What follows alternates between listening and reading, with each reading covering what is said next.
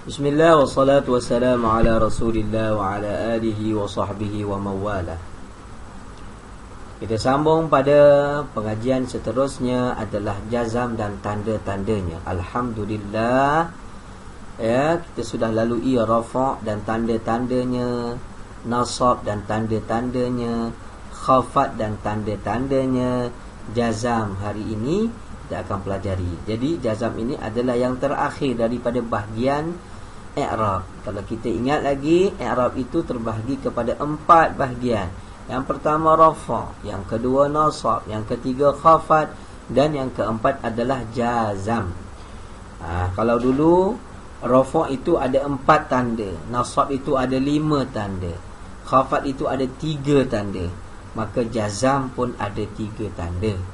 Jadi diharapkan semua memuzakarah balik atau study balik, murajaah balik pelajaran-pelajaran ataupun video-video yang terdahulu, agar kita tidak tertinggal belakang bila kita sampai kepada episod-episod yang mencabar yang kita akan jumpa pada episod akan datang insya-Allah. Jadi jazam dan tanda-tandanya ini, apakah tanda-tanda jazam? Yang pertama sukun, ini baris mati. Yang kedua adalah buang huruf illat. Buang huruf illat ni maknanya apa? Buang huruf alif, waw dan ya. Dan yang ketiga adalah buang nun. Itu tanda dia. Sukun, buang huruf illat dan juga buang nun. Baik. Sebelum kita masuk kepada contoh-contoh jazam, mari kita lihat apakah itu ciri-ciri kalimah yang dijazamkan. Maka ciri-ciri jazam adalah masuk amil jazam. Masuk amil jazam. Sebagai contoh, saya bawa datang di sini amil jazam yang famous kita jumpa adalah lam. Jadi amil jazam semua ada 18 ya. Amil jazam semua ada 18. Jadi insya-Allah akan saya terangkan dalam bab yang khusus mengenai amil-amil tersebut. Tapi kali ini saya nak nyatakan satu dahulu, lam ini dipanggil amil jazam. Contoh, Ahmadu lam yashrab al-labana. Kalau ikut tulisannya, ba ini kena dibariskan bawah. Tetapi untuk saya nak bagi faham, bagi nampak, yashrab ini disukunkan supaya nampak fungsi lam ini adalah dia menyukunkan kalimah yang ataupun menjazamkan kalimah yang selepasnya. Ahmad tidak pernah minum susu. Ahmadu lam yashrab al-labana. Lam ini dengan makna lam ni tidak pernah. Kalau bahasa Arab dia ada banyak tidak.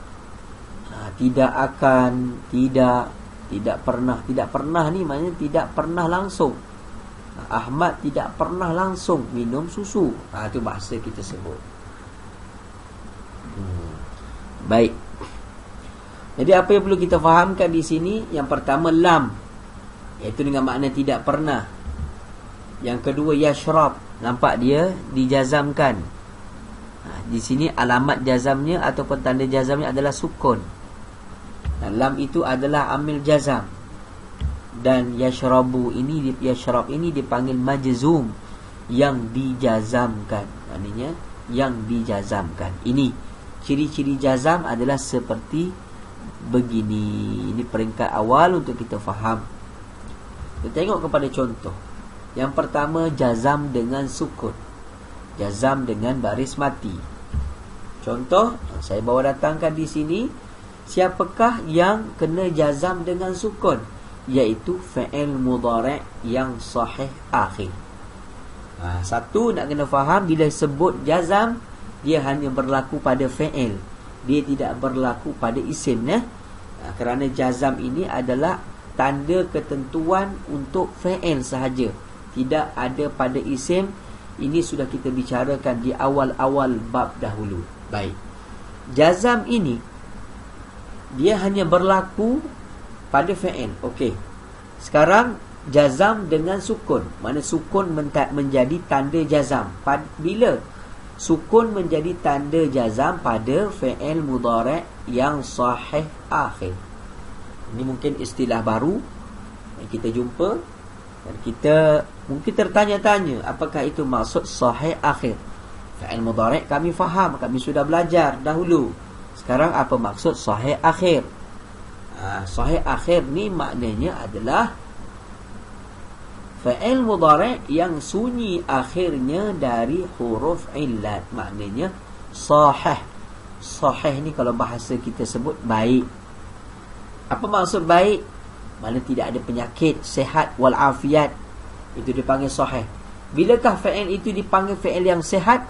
Fi'il yang sahih akhirnya iaitu bila fi'il mudhari' itu sunyi, mana tiada di akhirnya itu salah satu dari huruf illat, huruf alif, waw dan juga ya. Itu dipanggil fi'il sahih akhir.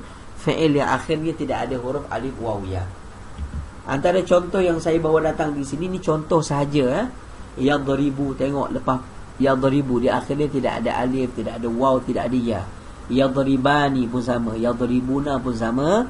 Ini contoh fi'il sahih akhir. Fi'il sahih akhir ini adalah fi'il yang akhirnya tidak ada huruf alif, waw dan juga ya. Baik. Saya ambil satu contoh. Limadha lam tajtahid. Mengapakah? Limadha dengan makna mengapakah? Lam, kamu tidak tajtahid. Kalau bahasa kita sebut, kamu tidak pernah. Limadha lam tajtahid, mengapakah kamu tidak pernah berusaha? Kamu tidak pernah berusaha. Mengapa kamu ni tidak berusaha? Kadang-kadang saya terjemah tidak pernah supaya untuk kita faham. Tapi orang Melayu kita jarang guna tidak pernah. Tapi kena faham bila kata lam menunjuk kata perbuatan yang kita tidak pernah lakukan, kita gunakan lam. Okey. Mengapakah kamu tidak pernah berusaha? Kalau kita nak kata kenapa kamu tak usaha, kita guna la je. Limadha la tajtahid. Tapi untuk menunjuk kata dia ni tak pernah langsung berusaha, kita kata kita gunalah lam, keras sikit. Mengapakah kamu tidak pernah berusaha? Okey. Mana poin kita? Lam, ambil jazam. Tajtahid. Ini fi'il mudhari'. Baik, kita tengok. Lam itu kalimah ambil jazam, hukumnya bina atas sukun. Maknanya tetap akhirnya itu dengan sukun. Tajtahid kalimah fi'il mudhari', hukum majzum, yang kena jazam, yang kena dijazamkan sebab masuk lam. Tanda jazamnya sukun, sebab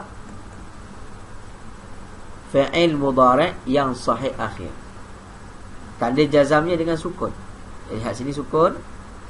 Sebab apa? Fi'il mudhari' yang sahih akhir. Akhirnya tidak ada alif, tidak ada waw dan tidak ada ya. Baik. Faham? Ini contoh fi'il mudhari' yang dijazamkan dengan sukun. Fi'il mudhari' yang dijazamkan dengan sukun adalah fi'il mudhari' yang sahih akhir. Yang akhirnya itu tidak ada huruf illat, tidak ada huruf alif, waw dan juga ya. Sekian itu saja. Wallahu ta'ala a'lam.